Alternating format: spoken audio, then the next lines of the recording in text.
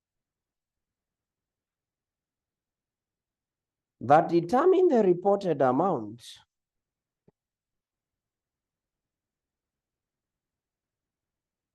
That determine the reported amount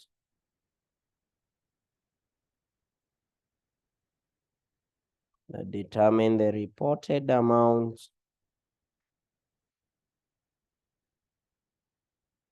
and the disclosures in the entity's financial statements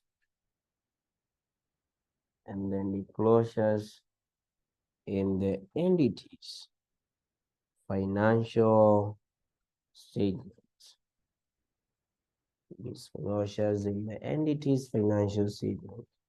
Now, on the responsibilities of the auditor. Now, on the responsibilities of the auditor.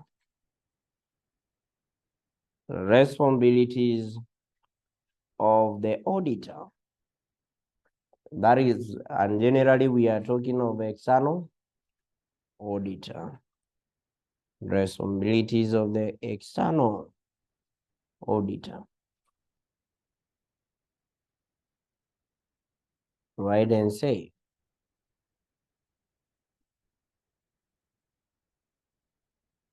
Write and say.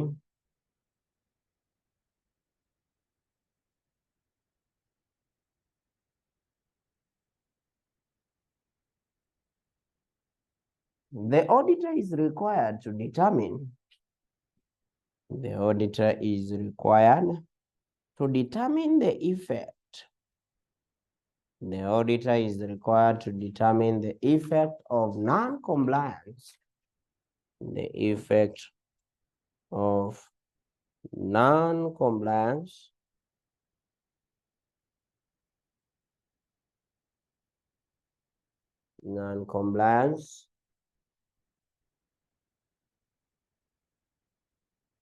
with the laws and regulations, with the laws and the regulations,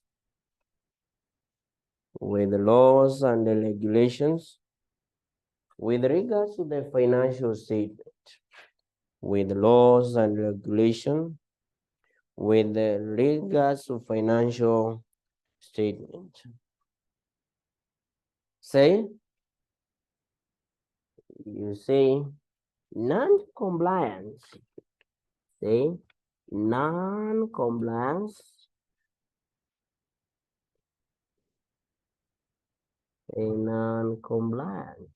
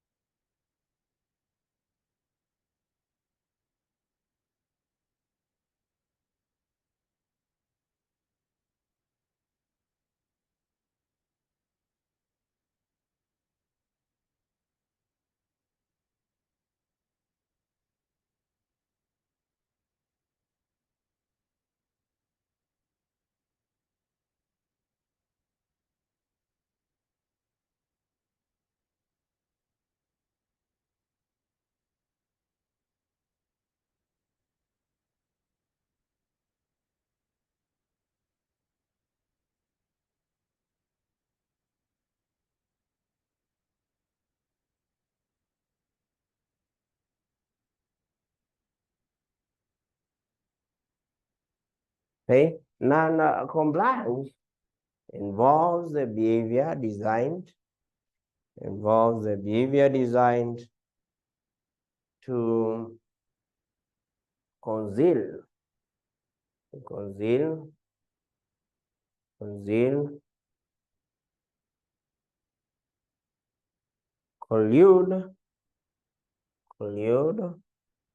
volitionally or deliberate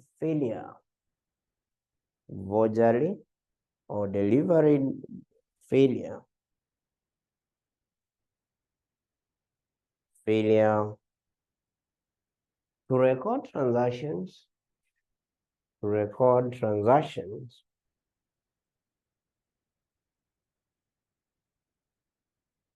and override control on the override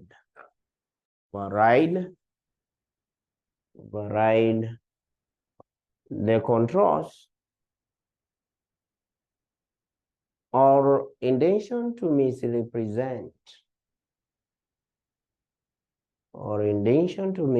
misrepresent transactions.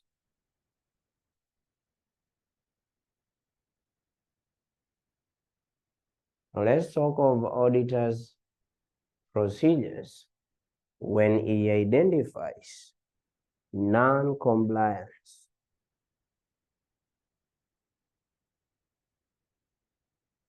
Now on the auditor's procedures when he identifies non-compliance. Auditor's procedures when now he identifies non-compliance. 1. Inquire from the management and those charged with governance. Inquire from the management and those charged with governance. The governments as whether the entity is complying. As whether the entity is complying. Whether the entity is complying with laws and regulations. Is complying with the laws and regulations. Number 2 is that you inspect correspondences, inspect the correspondences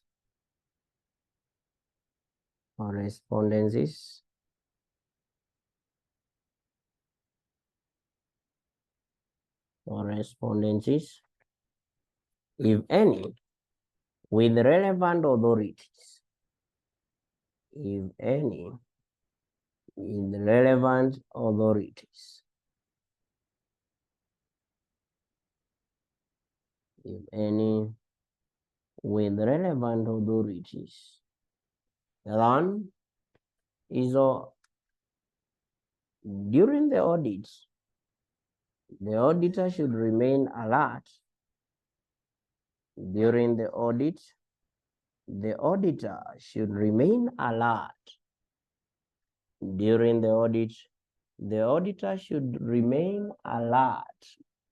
Remain alert to possibility that other audit procedures,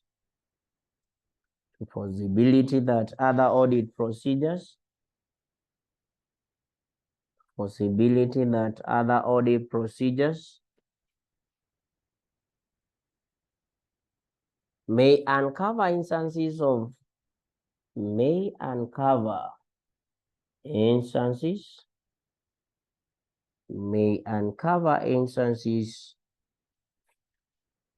of non-compliance.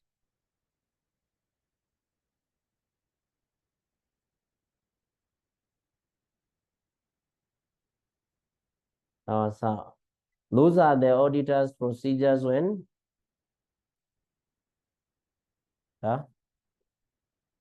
now let's talk of the auditor's procedures when non-compliance is identified. Auditor's procedures.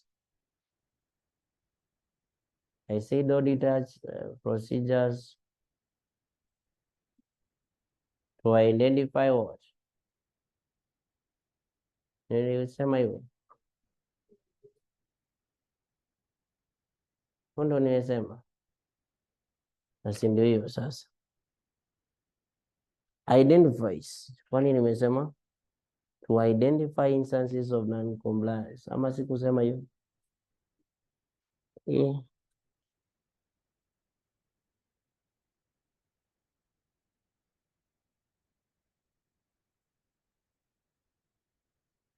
So auditors procedures when when non-compliance is not identified or suspected.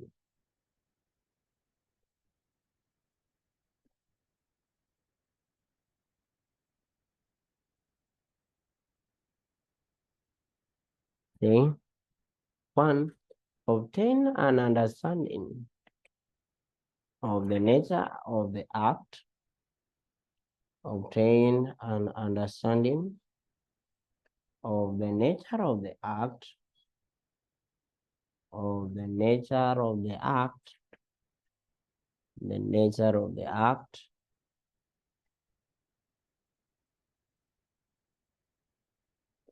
And circumstances in which it occurred. And circumstances in which it occurred. Circumstances in which it occurred. Number 2, say, obtain further information. Obtain further information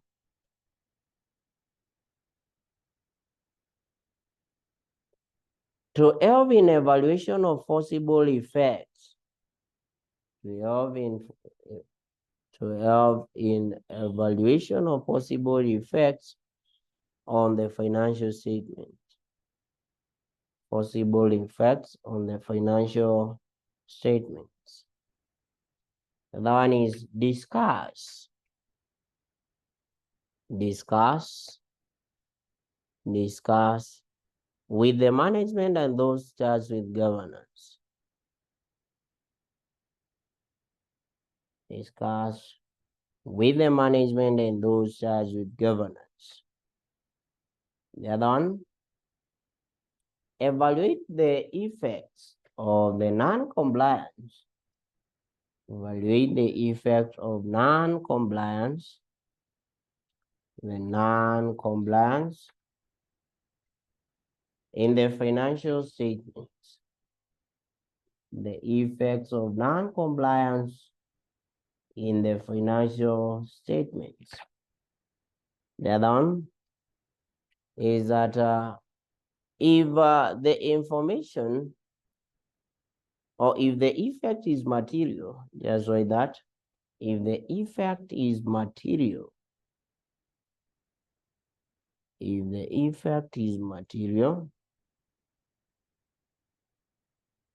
consider seeking legal advice. Consider seeking legal advice.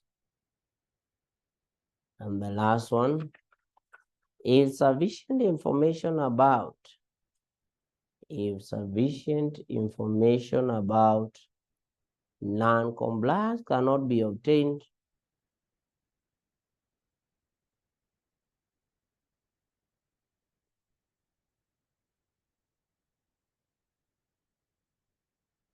and non-compliance cannot be obtained, the auditor should consider the effect on the auditor's opinion. Auditor should consider the effect on auditor's what? Opinion.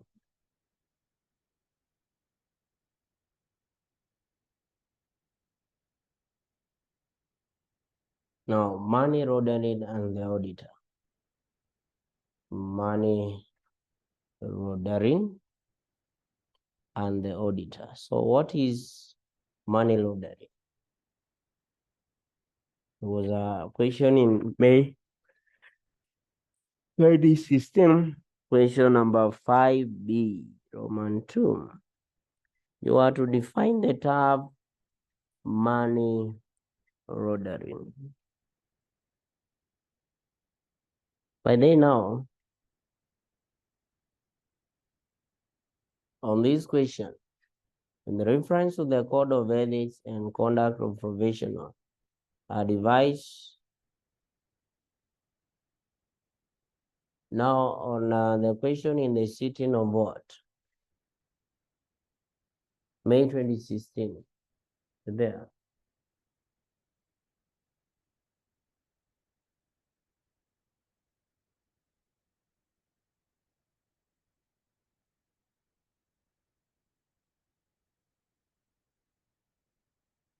Question 5B. 5B Roman 1, you know, senior. Know what's low balling? Huh? Low balling. And you know the potential threat of low balling. The auditor. Is which one?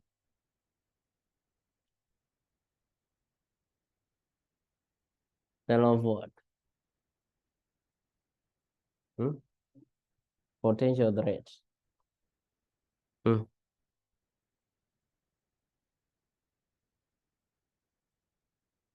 Aisha. Huh? Sell off? It's of interest. What is money laundering?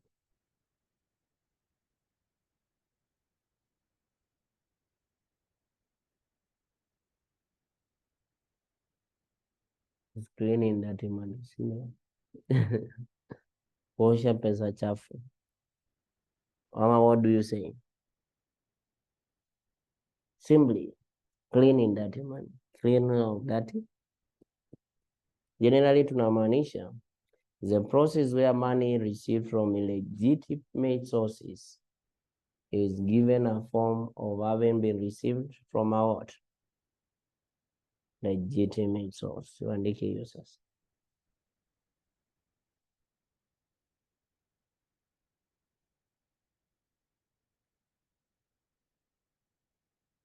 Where money received from illegitimate source is given appearance of having originated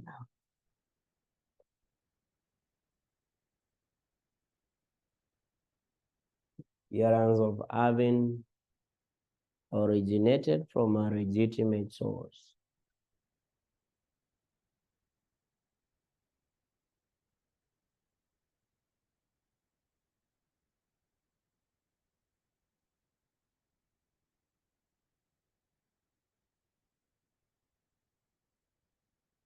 Right? Tuendelee. Na tumesema is also cleaning. No, hiyo question B inasemaje? Roman 2. Tumesema?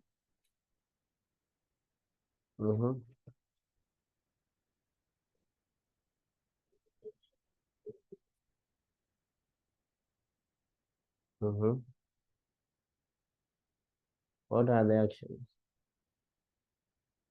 Sasa hizi ni ukiapply now the code of ethics, si ndio? So what are the actions?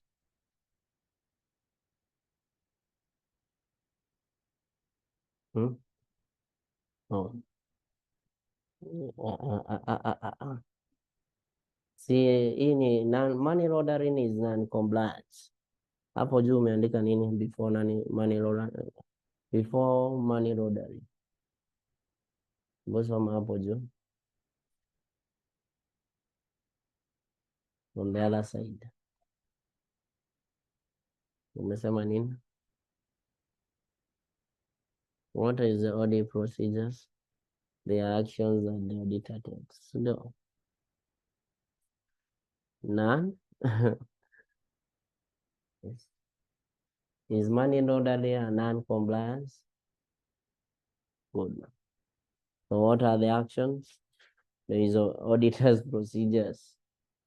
When suspected non-compliance is identified, or is suspected. Ndio hapo wanasema suspected money laundering. Good. Ni sawa. Umeshika. Okay, at the end of it, you are being honest. You also have been to apply the confidentiality. So, but now the question is, you are talking about the actions. When you talk of an action, you are doing a procedure. Are you getting me? Yes. Tuendelee. Now, stages in money laundering, or the process of money laundering. Now, what's the process of money laundering? The first thing is you do what? The receipt of what? Illegal money. No. Receipt of illegal money. What we mean in this case, the criminal obtains money from illegal sources. No. Number two is the placement.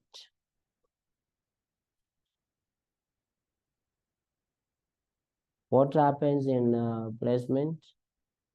Now the launderer deposits the amount into a financial institution. Since how? When you deposit it to a bank, you don't need a placement. The launderer deposits or inserts the illegitimate money into a legitimate financial institution. Illegitimate money to a legitimate financial institution.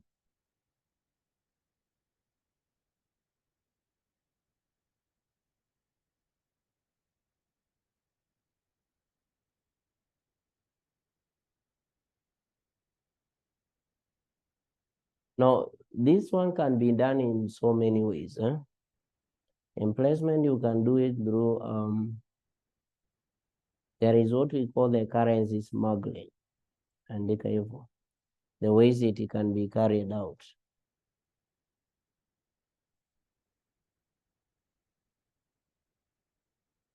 Kuna what we call currency smuggling. Currency smuggling. Currency smuggling is where it's just a physical illegal movement of currency. Sawa sawa. Hiyo unajua. Hujaandika hivyo. The physical illegal movement of currency and monetary instruments out of what? A country. Sawa sawa.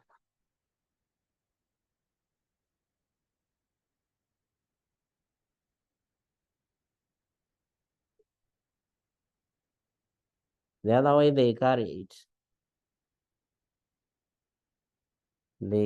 it, that is number two, is through what we call the currency exchanges. Unaweza tumia security brokers.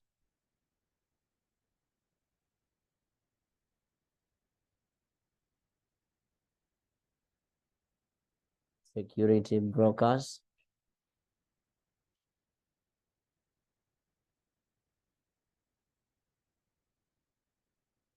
And also talk of asset purchase.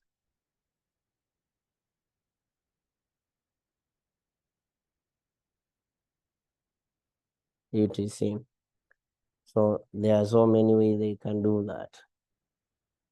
So the last stage number three is layering. Layering, from the word layer. Layering, say, it involves moving money through various financial transactions. Moving the money through various financial transactions to change its form. Various financial transactions to change its form and make it difficult to locate the original source. To change its form and make it difficult to change its form. Making it difficult to locate its original source. right? Within what we call the several bank-to-bank transfer, you make numerous deposits and withdrawals.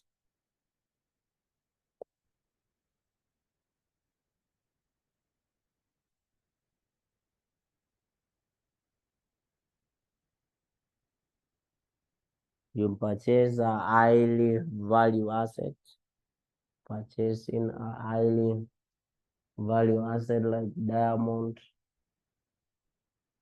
etc. And the last one is integration, step number 4. They are now the legitimate funds enders.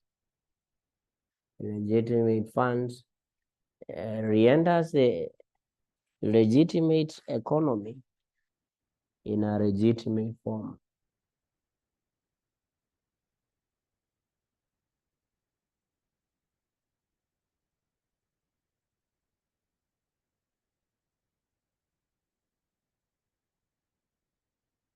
Now let's talk of money laundering strategies. Money laundering strategies.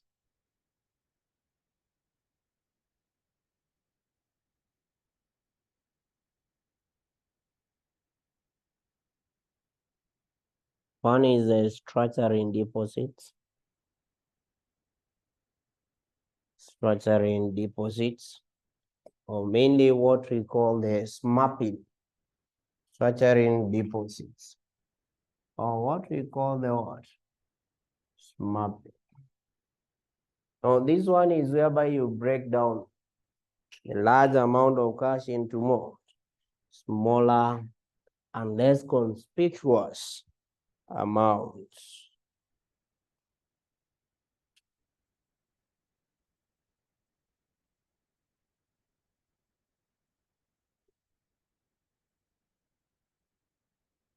Number 2 is the shell companies. Shell companies.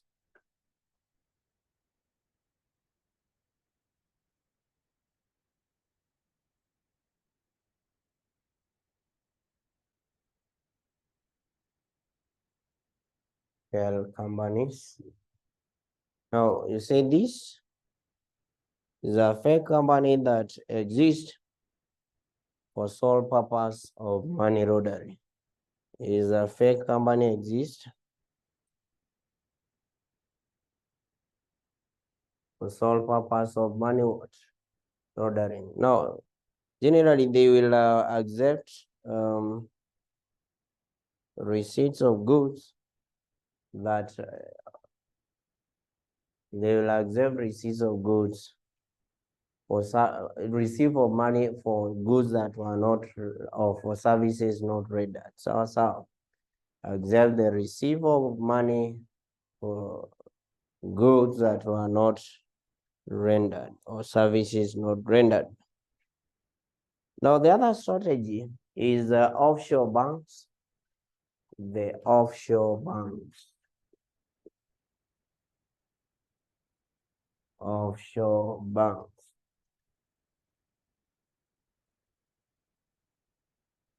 So is whereby the launderer send money through various bank accounts. They send money through various bank accounts.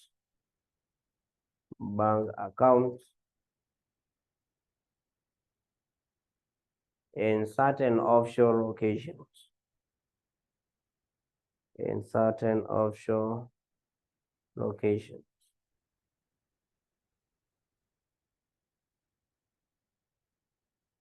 Now, there are those companies that or countries that allow anonymous banking for all purposes. So, like for example, there is Hong Kong, Singapore. You can deposit your money for all purposes. So in that case, you'll find that the money launderers, in this case, they will seek to now deposit their money those offshore banks. And that one is alternative or underground banking.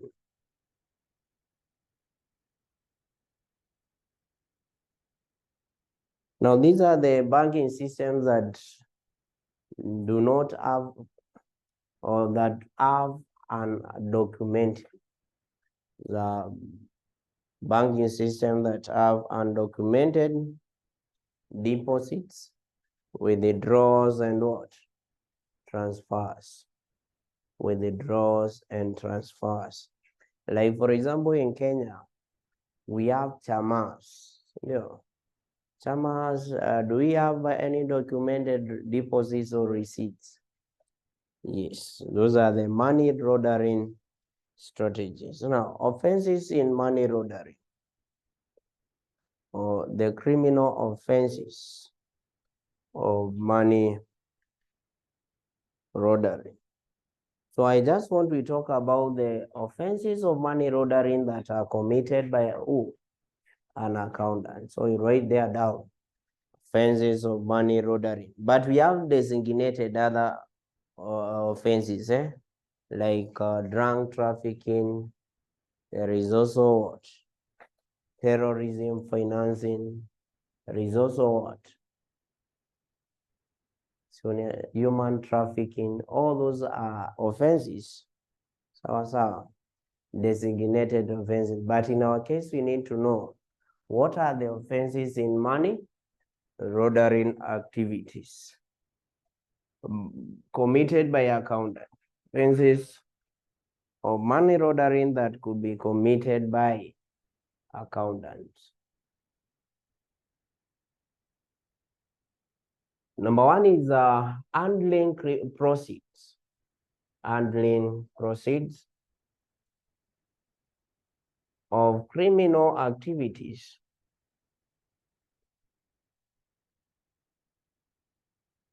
Criminal activities or advising on the use of the money.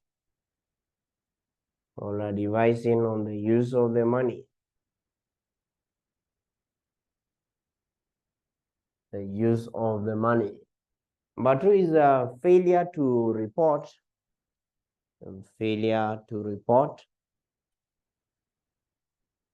Knowledge or suspicion. Knowledge or suspicion of money laundering activities. Knowledge or suspicion of money laundering activities.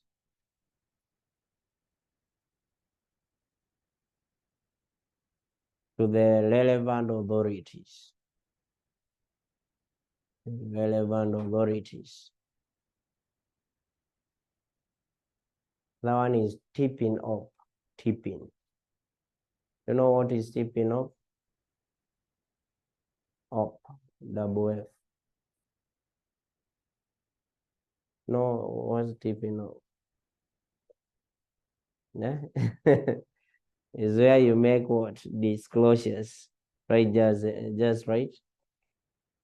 Is where making disclosures that are likely to prejudice an investigation. Making disclosure that is likely to prejudice.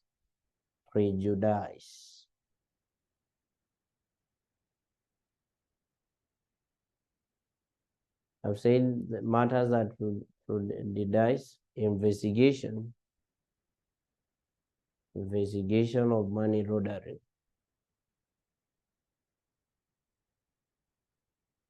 The other one is possessing or acquisition. Possessing or acquisition or use of proceeds of crimes. Use of proceeds of crimes. And then the possessing a criminal property. Possessing a criminal property.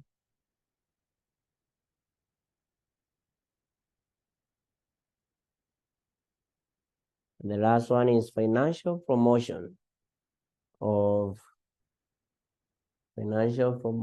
what? Of an offense.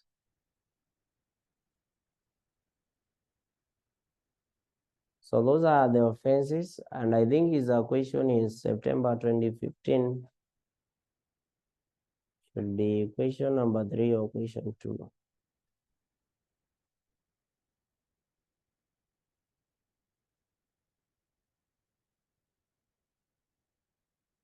Question 3.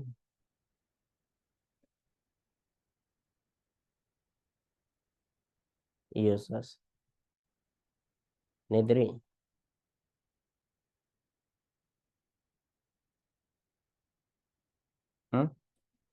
Question 3 what? B. Roman 2 inasema nini?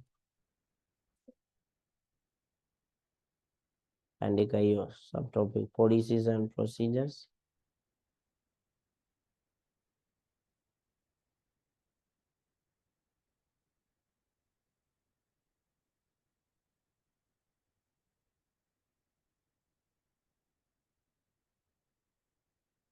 That a firm of CPA should establish in order to do what?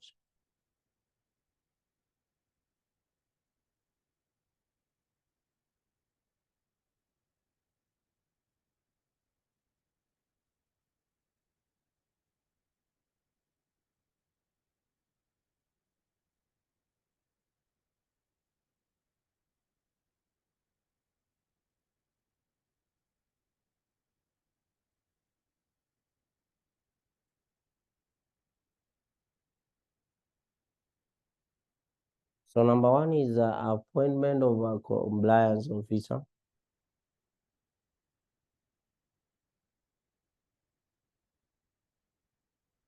Sasa upate huyo, that is a person responsible for receiving what? An evaluation of reports of suspected money laundering. Number 2 is conducting employee training and awareness. Employee training and awareness. The other one is customer due diligence. Customer due diligence. And that is in unaelewa the source of money of our customers. Since you can talk of it as also the customer identification what? Procedures.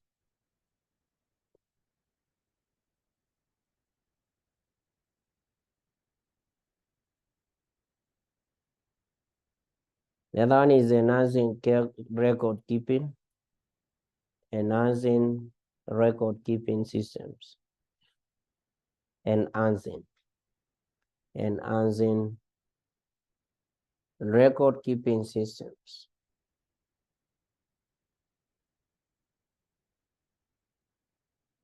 The other one is reporting suspicious transactions. Transaction to the relevant authorities.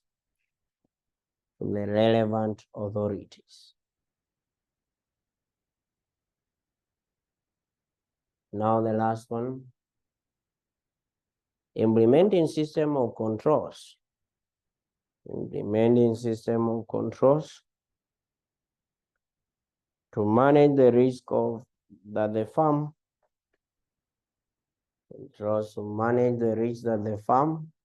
might be exposed. The firm might be exposed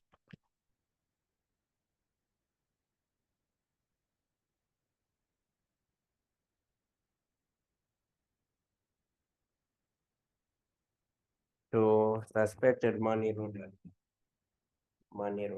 So we just end it at that point.